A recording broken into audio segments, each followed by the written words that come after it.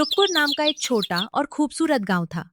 चारों तरफ हरे भरे खेत, चहचहाते पक्षी और बहती हुई ठंडी हवा इस गांव की पहचान थे।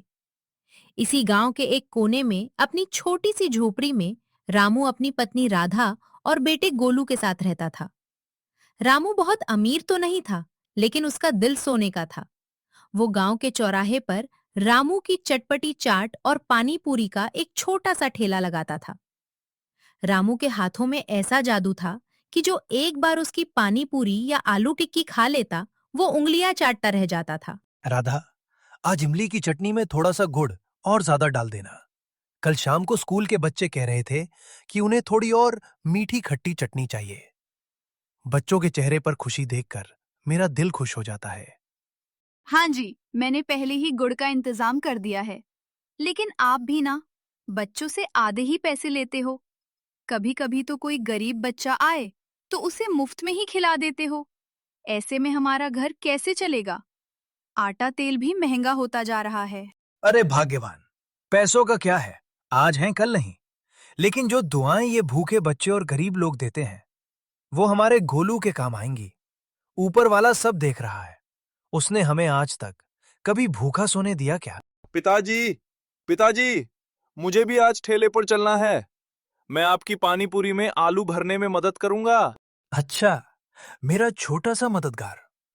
ठीक है, आज शाम को तू भी आना, लेकिन पहले अपनी पढ़ाई पूरी कर। दोपहर होते ही रामू अपना ठेला लेकर गांव के बड़े बरगद के पेड़ के नीचे पहुंच जाता। कुछ ही देर में वहां खुशबू फैल जाती और गांव के लोगों की भीड़ लग जाती। अरे रामू भाई, जरा 2 प्लेट तीखी वाली पानी पूरी तो खिलाओ। दिन भर खेत में काम करके बदन टूट रहा था। तुम्हारी पानी पूरी खाकर ही जान में जान आएगी। अभी लीजिए रमेश भाई, ये रही आपकी पहली पूरी। तीखा कम लगे तो बताना। हरी मिर्च और पुदीने का पानी आज बहुत ताजा बना है।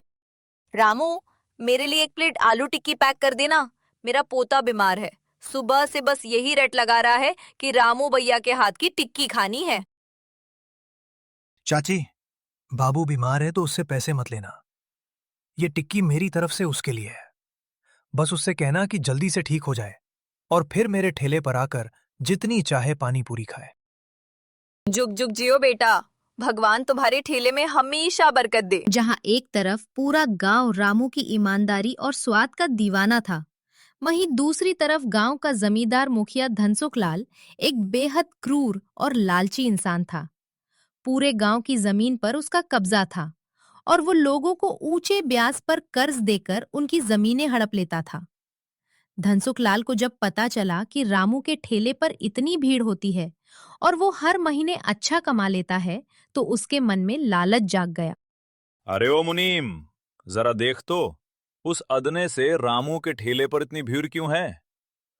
गांव के लोग मेरे दरबार में आने से डरते हैं और वहां उस चाट वाले के पास ऐसे खड़े हैं जैसे मुफ्त में सोना बट रहा हो।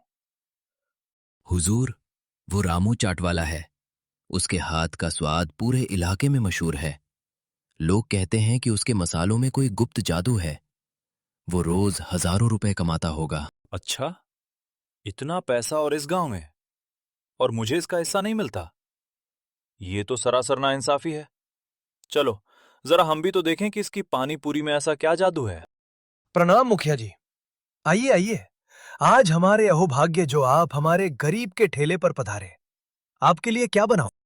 सुना है तेरी पानी पूरी बहुत मशहूर है। चल, 1 प्लेट ऐसी पानी पूरी खिला कि मेरा दिल खुश हो जाए। लेकिन याद रख, अगर स्वाद अच्छा नहीं लगा तो कल से यह ठेला यहां नहीं दिखेगा। हुजूर, स्वाद तो ऊपर वाले के हाथ में है।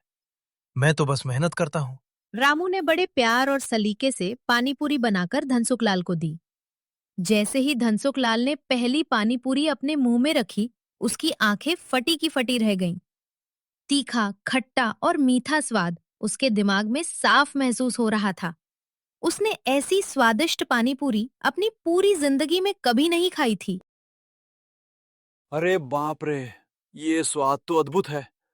अगर ये दुकान मेरी हो जाए या इसका मसाला मुझे मिल जाए तो मैं शहर में बड़ा रेस्टोरेंट खोलकर लाखों करोड़ों कमा सकता हूँ। ठीक ठाक है। लेकिन रामू, तू इस गांव की जमीन का इस्तेमाल कर रहा है।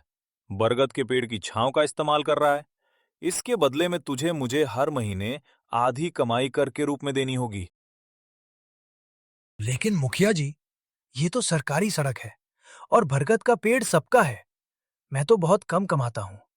अगर आधी कमाई आपको दे दूंगा तो मेरे बच्चे भूखे मर जाएंगे। मुझे बहस पसंद नहीं है रामू। या तो आधी कमाई दे या फिर इस गांव से अपना बोरिया बिस्तर समेट ले। सोचने के लिए तेरे पास 2 दिन का समय है। धनसुखलाल की धमकी सुनकर रामू बहुत परेशान हो गया। वो रात भर सो नहीं सका। अगले दिन वो भारी मन से अपना ठेला लेकर फिर से बरगद के पेड़ के नीचे बैठा था। तभी वहां एक फटे पुराने कपड़ों में एक बूढ़े साधु महाराज आए। वे बहुत थके हुए और भूखे लग रहे थे। बेटा, बड़ी भूख लगी है। सुबह से एक निवाला भी पेट में नहीं गया है। क्या इस बूढ़े को कुछ खाने को मिलेगा? मेरे पास तुम्हें देने के लिए कोई पैसा नहीं है। अरे महाराज, आप पैसों की चिंता मत कीजिए। आप यहाँ बैठिए। मैं अभी आपके लिए गरम गरम आलू टिक्की और चाट बनाता हूँ। रामू ने साधु महाराज को बड़े आदर से बिठाया और उन्हें भरपेट स्वादिष्ट चाट और ठंडी पानी पूरी खिलाई। साधु महाराज ने तृप्त होकर पानी पिया और मुस्कुराए। वाह बेटा वाह, तुम्हारे भोजन में स्वाद तो है ही, लेकिन उससे भी बड़ा स्वाद तुम्हारी आत्मा की शुद्धता का है। मैं तुम्हारी परेशानी को जान चुका हूँ। वो लालची जमींदार तुम्हें तंग कर रहा है ना? महाराज, आपको कैसे पता चला? हाँ, मुखिया जी मेरी दुकान छीनना चाहते हैं। मैं बहुत परेशान हूँ। रामू, तुम एक सच्चे और दयालु इंसान हो। ये लो, ये एक दिव्य हांडी का पानी है। आज रात जब तुम अपने मसालों का पानी बनाओ तो इसकी केवल 2 बूंदें उसमें मिला देना। उसके बाद जो भी तुम्हारी पानी पूरी खाएगा उसे उसके कर्मों के अनुसार फल मिलेगा। अगर कोई अच्छा इंसान खाएगा तो उसे सुख और समृद्धि मिलेगी, लेकिन अगर कोई पापी या लालची इंसान इसे खाएगा तो उसे तुरंत सजा मिलेगी। महाराज, मैं किसी का बुरा नहीं चाहता। ये किसी का बुरा नहीं करेगी बेटा, ये केवल न्याय करेगी। इसे संभाल कर रखो। इतना कहकर साधु महाराज अचानक गायब हो गए। रामू हैरान रह गया। वो समझ गया कि वे कोई साधारण साधु नहीं, बल्कि भगवान के भेजे हुए कोई दूत थे। उधर धनसुखलाल के सब्र का बांध टूट रहा था। उसने 2 दिन का इंतजार भी नहीं किया और उसी रात अपने 2 गुंडों कालू और भीम को रामू की झोपड़ी में चोरी करने के लिए भेजा, ताकि वे रामू के गुप्त मसालों की रेसिपी चुरा सकें। देख भीमा, मुखिया जी ने कहा है कि रामू का वो मसालों का डिब्बा चुराना है, जिससे उसकी चाट इतनी स्वादिष्ट बनती है। अगर मिल गया तो मुखिया जी हमें तगड़ा इनाम देंगे। हाँ, चल चुपके से खिड़की से अंदर घुसते हैं। दोनों चोर खिड़की से अंदर घुसे। रामू, राधा और गोलू गहरी नींद में सो रहे थे। चोरों ने रसोई में जाकर छानबीन शुरू की। उन्हें वहां मिट्टी का वह छोटा बर्तन मिला जिसे साधु महाराज ने दिया था। उसमें से एक अजीब सी भीनी भीनी खुशबू आ रही थी।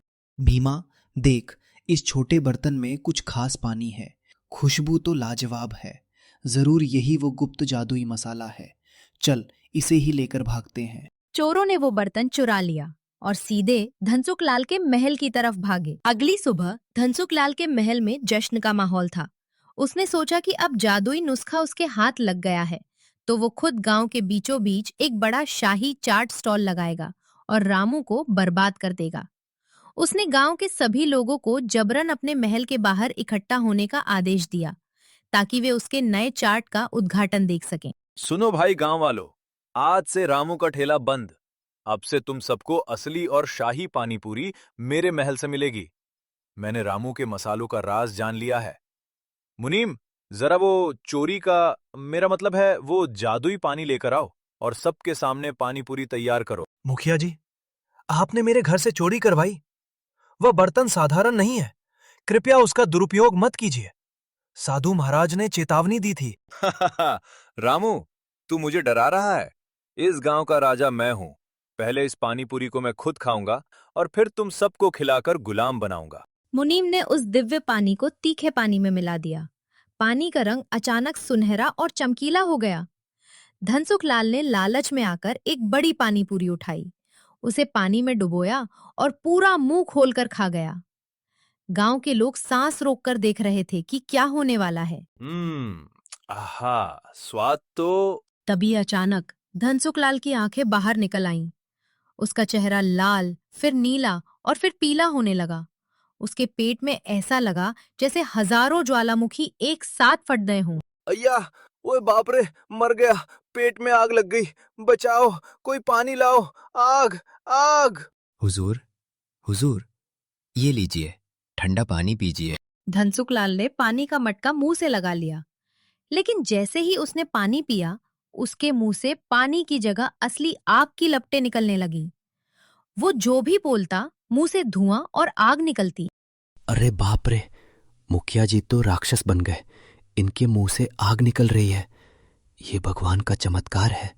रामू, मुझे माफ कर दे, मेरे पेट की आग बुझा। मैंने तेरे घर चोरी करवाई, मैंने पूरे गांव को सताया। मैं अपना सारा धन गरीबों में बांट दूंगा, बस मुझे इस दर्द से बचा ले। मुखिया जी, मैंने आपसे कहा था कि यह दिव्य पानी कर्मों का फल देता है। आपका लालच ही आपकी सजा बन गया है। अब अगर आप सच में सुधरना चाहते हैं तो भगवान से अपने पापों की माफी मांगिए और अपनी तिजोरी की चाबी गांव वालों को सौंप दीजिए। हाँ हाँ, ये लो मुनीम, तिजोरी की चाबी सबको दे दो। मैं आज से सुधर जाऊंगा। जैसे ही धनसुख लाल ने अपनी तिजोरी की चाबी मुनीम को दी और अपने पापों का प्रायश्चित किया, उसके पेट का दर्द धीरे धीरे गायब हो गया और उसके मुंह से आग निकलना बंद हो गई। वह बिल्कुल शांत हो गया, लेकिन उसका घमंड पूरी तरह चूर चूर हो चुका था। इस घटना के बाद जमींदार धनसुख लाल का पूरा जीवन बदल गया। उसने अपना आलीशान महल एक अनाथालय और अस्पताल बनाने के लिए गांव वालों को दान कर दिया और खुद एक साधारण जीवन जीने लगा। गांव वालों ने मुखिया की तिजोरी से अपना हक वापस लिया और रामू को गांव का नया प्रधान चुन लिया। लेकिन रामू का दिल तो अपने थैले में ही बसता था। रामू भैया जिंदाबाद। हमारी पानी पूरी वाले मुखिया जी जिंदाबाद। देख लिया जी, आपकी ईमानदारी और नेकी का फल भगवान ने कैसा दिया। आज हमारा पूरा गांव एक परिवार बन गया है। ये सब उस ऊपर वाले की लीला और साधु महाराज का आशीर्वाद है राधा। मैं आज भी वही रामू हूं और हमेशा वही रहूंगा। आओ गोलू बेटा, सबको गर्मा गर्म टिक्की परोसना शुरू करो।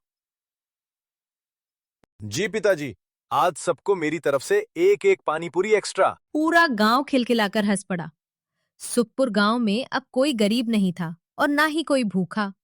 ईमानदारी, संतोष और प्यार की इस जीत ने गांव को हमेशा के लिए खुशहाल बना दिया। लालच का फल हमेशा कड़वा और विनाशकारी होता है, जबकि ईमानदारी और परोपकार का रास्ता इंसान को न केवल समाज में सम्मान दिलाता है, बल्कि ईश्वर की असीम कृपा का पात्र भी बनाता है।